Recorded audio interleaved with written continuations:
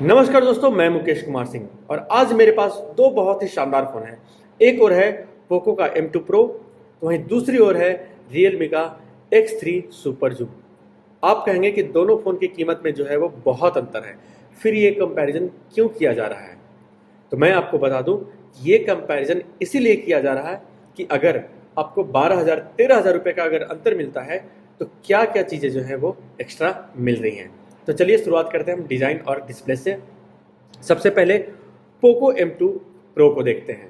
तो मैं आपको बता दूं कि पोको M2 Pro की जो बॉडी है वो ग्लास की बनी है और बैक पैनल भी आपको जो है वो कॉर्निंग गोरिल्ला ग्लास की कोटिंग देखने को मिलेगी। डुअल शेड कलर आप देख सकते हैं।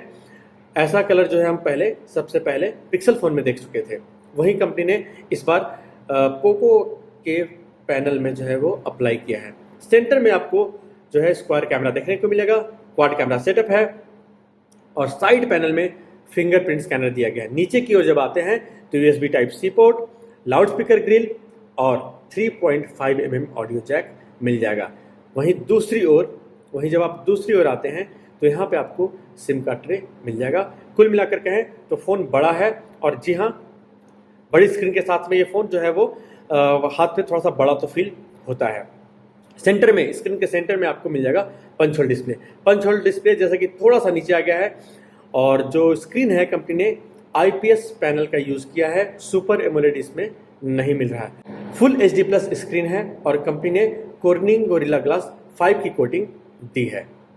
कुल मिलाकर ठीक ठाक कहा जा सकता है। एस्पेक्ट रेशियो जो है वो 20:9 का है, जी हाँ। और PPI जो हम बात करते हैं तो लगभग 339 का आता है, तो ठीक ठाक है। वहीं जब हम आते हैं X3 की ओर तो इसमें भी आपको जो है वो ग्लास फिनिश देखने को मिलेगी। हालांकि अगर डिज़ाइन वाइज कहें तो मुझे X3 जो सुपर जूम है वो ज़्यादा अच्छा लगा। वहीं इसमें भी आपको साइड पैनल जो है वो फिंगरप्रिंट स्कैनर देखने को मिलेगा। हालांकि हम कह सकते हैं कि इस बजट में अगर इन डिस्प्ले फिंगरप्रिंट स्कैनर होता तो ज़्यादा बेहतर कहा जाता, लेकिन जो डिज़ाइन और स्टाइल वाइज है वो मुझे X3 जो है वो सुपर जूम ज़्यादा अच्छा लगा। वहीं इसके कैमरे का प्लेसमेंट भी है एज यूजुअल जो हम Realme के फ़ोन में देख चुके हैं। आप देख सकते हैं कि ऊपर में जो है वो पेरिस्कोप कैमरा दिया गया है जो जूम के लिए है। जी हाँ, जूमिंग के लिए सपोर्ट है। इसमें 60x का जूम सपोर्ट है। नीचे में जब आप आते हैं तो आप देख सकते हैं कि 3.5 mm ऑडियो जैक यहाँ पे नहीं मिलेगा। जी हाँ, आपको USB टाइप C पोर्ट पे ही निर्भर रहना होगा। इसके अलावा आप ब्लूटूथ जो है अगर आपके पास हेडफोन है तो उसका यूज़ कर सकते हैं। लाउड स्पीकर ग्रिल यहाँ पे दिया गया है। साइड पैनल में फिंगरप्रिंट स्कैनर की हम बात कर चुके हैं और इस ओर आपको वॉल्यूम रॉकर और सिम का ट्रे जो है आपको मिलेगा। वहीं जब हम Realme X3 सुपर जूम की बात करते हैं तो इसकी भी बॉडी जो है वो ग्लास की दी गई है। हालांकि फिनिशिंग जो है मुझे X3 सुपर जूम की ज़्यादा अच्छी लगी और कैमरे का प्लेसमेंट आप देख सकते हैं कि Realme के फ़ोन में पहले भी इसी तरह का साइड में जो है वो एक शेप में एक लाइन में ही चारों कैमरे दिए गए थे, वैसा ही यहाँ पे प्लेसमेंट मिलेगा। लेकिन ऊपर में जो है वो पेरिस्कोप कैमरा है जो जूमिंग के लिए है और 60x तक ये जो है वो डिजिटल जूम सपोर्ट करता है। नीचे में जब आप आते हैं तो आपको 3.5 mm ऑडियो जैक नहीं मिलेगा। वहीं यहाँ पे जो है वो लाउड स्पीकर ग्रिल उपलब्ध है।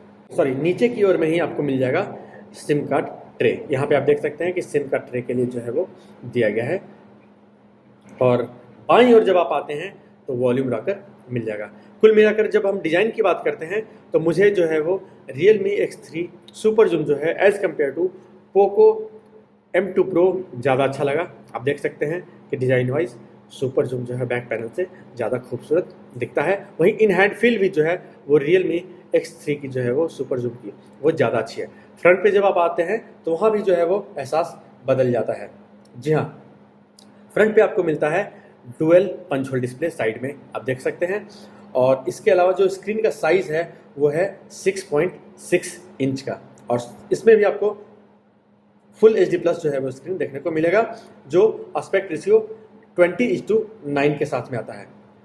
खास बात कही जा सकती है कि इसमें आपको 120 हर्ट्ज रिफ्रेश रेट वाला जो है वो डिस्प्ले मिलता है, जबकि इसमें आपको 60 हर्ट्ज रिफ्रेश रेट मिलेगा पोको M2 Pro में। यहाँ पे जो है वो Realme X3 सुपर जूम जो है वो ज़्यादा आगे निकल जाता है। लेकिन आप कह सकते हैं कि इस रेंज में अगर इन डिस्प्ले फिंगरप्रिंट स्कैनर होता और सुपर एमोलेड पैनल होता तो ज़्यादा बेहतर कहा जाता।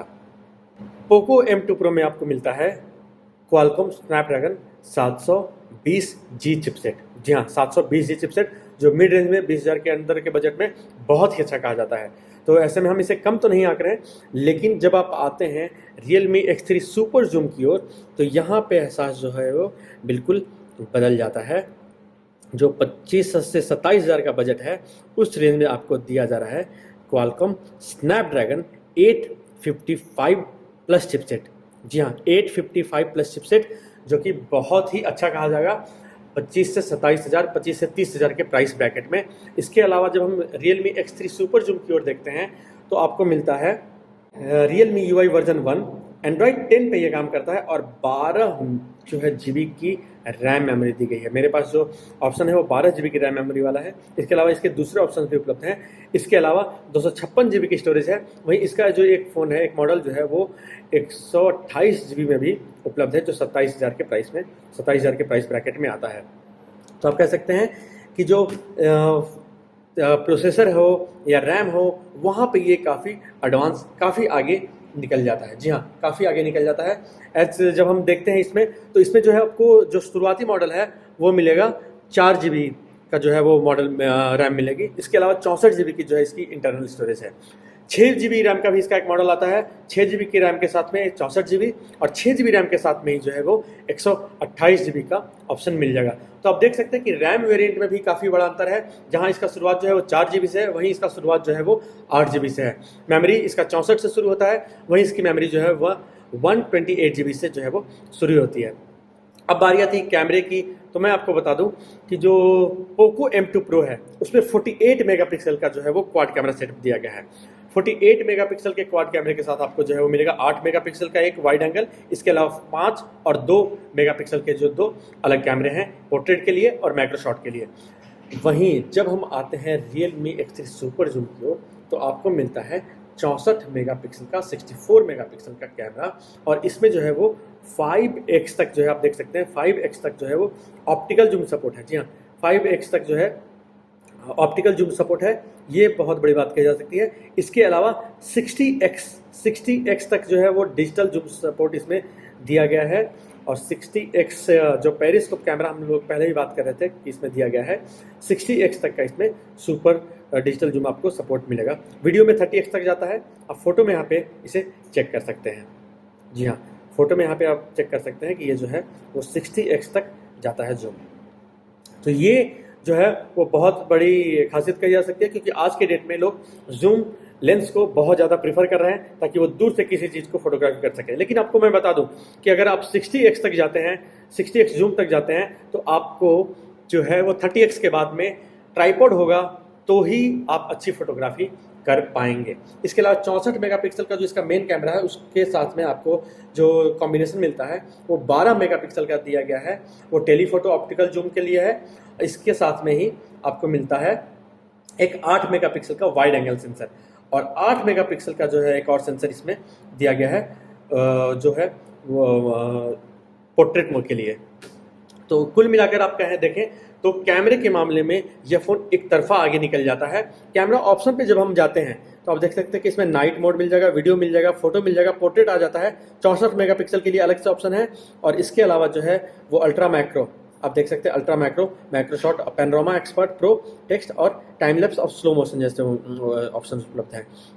वहीं जब हम आते हैं पोको M2 Pro की ओर तो आप देखते हैं slow motion, short video, photo 48 megapixel के लिए ये बाय डिफ़ॉल्ट 48 पे नहीं लेता है, आपको 48 मेगापिक्सल जो है वो उसको सेटिंग करना होगा। इसके अलावा पोर्ट्रेट, नाइट और पैनोरामा जैसे ऑप्शन इसमें जो है मिल जाएंगे। फ्रंट पे जब आप आते हैं तो आपको फ्रंट में भी जो है बिल्कुल अलग एहसास मिलेगा X3 Pro में।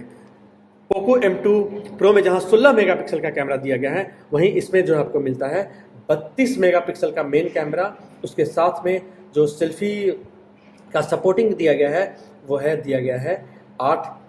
जब वहीं X3 की ओर जब आते हैं तो यहाँ पे एहसास बिल्कुल जो है वो बदल जाता है। यहाँ पे आपको 32 मेगापिक्सल का जो है वो मेन कैमरा मिलेगा और जो सपोर्टिंग कैमरा है वो दिया गया है 8 मेगापिक्सल का। तो इसमें वाइड एंगल जो है वो फ्रंट कैमरे में भी सपोर्ट है, यहाँ भी आपको मिलेगा, लेकिन वो हार्डवेयर बेस्ड नहीं होगा। इसमें जो है वो हार्डवेयर बेस्ड है और ये ज़्यादा अच्छा कहा जाता है। हार्डवेयर बेस्ड जो वाइड एंगल होता है या हार्डवेयर बेस्ड जो बोके इफेक्ट होता है वो कहीं ज़्यादा बेस्ट होता है एज कम्पेयर टू सॉफ्टवेयर के। कुल मिलाकर आप देखें तो प्रोसेसर, रैम, कैमरा, इन सब मामलों में, यहाँ तक कि सेल्फी के मामले में भी जो Realme X3 सुपर जूम जो है वो ज़्यादा आगे निकल जाता है। हाँ, बैटरी में आपको थोड़ा जो है वो ट्विस्ट जरूर देखने को मिलेगा।